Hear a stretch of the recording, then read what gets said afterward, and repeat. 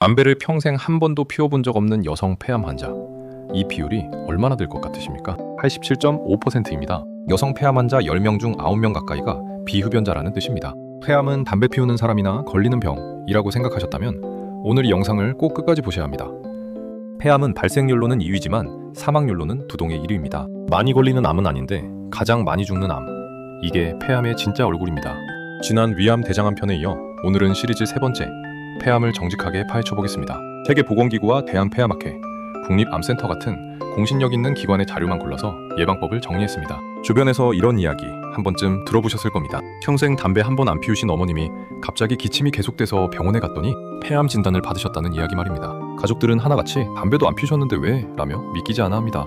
앞서 말씀드린 87.5%라는 수치가 바로 이런 분들입니다. 오랜 세월 부엌에서 환기 없이 요리를 하시고 가족의 담배 연기를 옆에서 함께 들이마셔온 세월이 조용히 쌓여온 겁니다.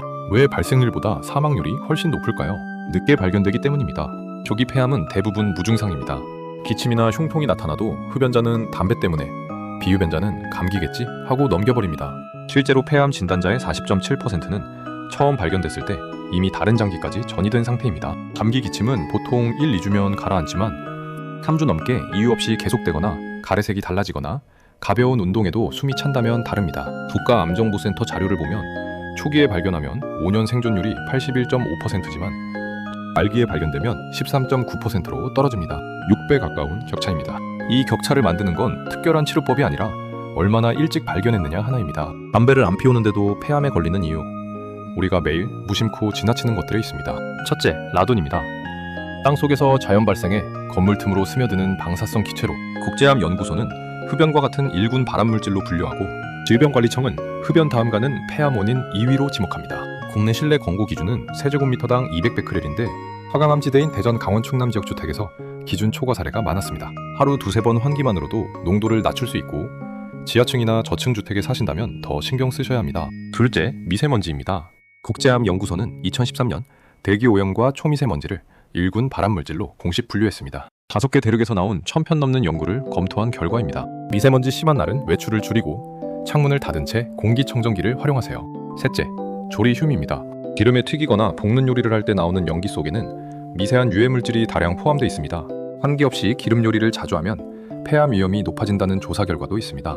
정확한 배수까지 단정하긴 조심스럽지만 요리할 때 후드를 켜고 끝난 뒤 30분 이상 환기하는 습관은 분명히 도움이 됩니다. 특히 매일 주방에서 요리하시는 분이라면 이 습관 하나가 생각보다 큰 차이를 만들 수 있습니다. 넷째, 간접흡연입니다. 세계적으로 연간 60만 명이 간접흡연 관련 질환으로 사망합니다. 가족 중 흡연자가 있다면 실내 흡연만큼은 반드시 피해야 합니다.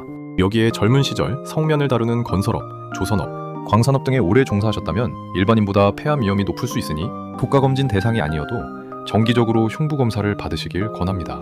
여기서 상식을 뒤집는 반전 사실 하나, 항산화 효과로 알려진 베타카로틴을 흡연자나 성면 노출자에게 고용량 보충제로 줬더니 오히려 폐암 발생률이 늘어났습니다. 미국의 카렛 연구에서는 발생률이 28%나 증가해 연구가 조기 중단됐습니다.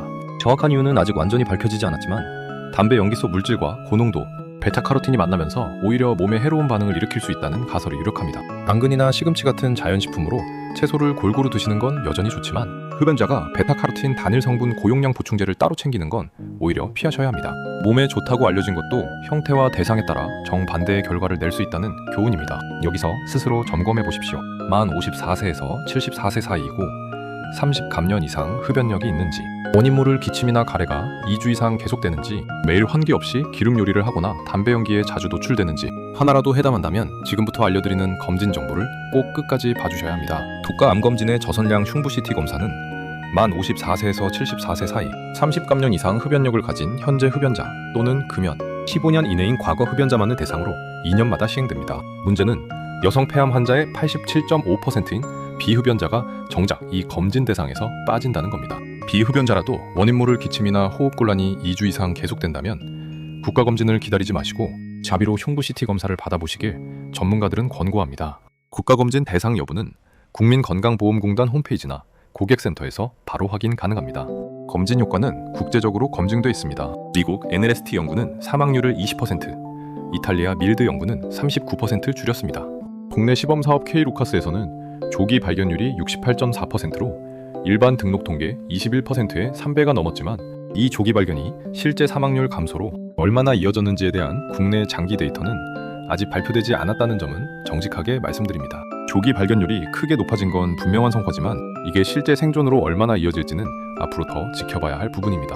가장 중요한 건 금연입니다. 대한폐암학회는 10년간 금연하면 폐암 위험이 절반으로 줄어든다고 밝히고 있습니다. 최근 국내 16만 5천 명 추적 연구는 더 정밀합니다. 금연 23년부터 위험이 유의미하게 줄고 처음 10년이 지나면 흡연 지속자의 약 3분의 1 수준까지 떨어집니다.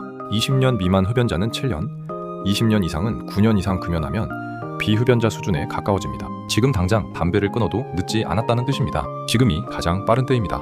혼자 끊기 어려우시다면 전국 보건소에서 운영하는 금연 클리닉에서 니코틴 패치와 전문 상담사의 도움을 무료로 받으실 수 있고 국민건강보험공단 금연치료 프로그램에 참여하면 병의원 진료비와 약값 일부도 지원받을 수 있습니다. 참고로 전자담배나 가열담배가 일반 담배보다 덜 해롭다는 인식과 달리 세계보건기구는 담배와 전자담배 모두 위험하며 가장 안전한 선택은 둘 다 피우지 않는 것이라는 입장을 공식적으로 유지하고 있습니다. 전자담배로 갈아타는 게 금연의 대안이 될 수 없다는 뜻이니 담배를 줄일 생각이시라면 차라리 보건소 금연 클리닉의 도움을 받아 완전히 끊는 쪽을 목표로 삼으시길 권합니다. 정리하겠습니다.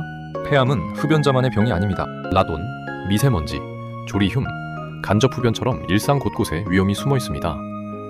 흡연력이 있고 만 54세에서 74세라면 국가검진을 받으시고 아니어도 원인 모를 기침이 2주 이상 계속되면 흉부 CT를 고려하십시오.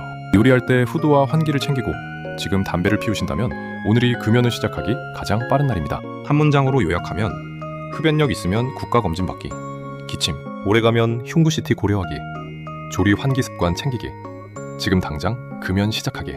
이 4가지만 실천하셔도 폐암으로부터 스스로를 훨씬 더 안전하게 지킬 수 있습니다. 다음 편에서는 또 다른 암종을 같은 방식으로 정직하게 파헤쳐보겠습니다. 다만 오늘 내용은 일반적인 의학 정보이며 개인의 건강 상태와 흡연력에 따라 검진 대상과 방법은 다를 수 있으니 정확한 판단은 반드시 호흡기 내과 전문의와 상담하시길 바랍니다. 라돈 기준이나 국가 검진 정책도 시기에 따라 바뀔 수 있으니 신청 전 국민건강보험공단을 통해 다시 한번 확인하시길 권합니다.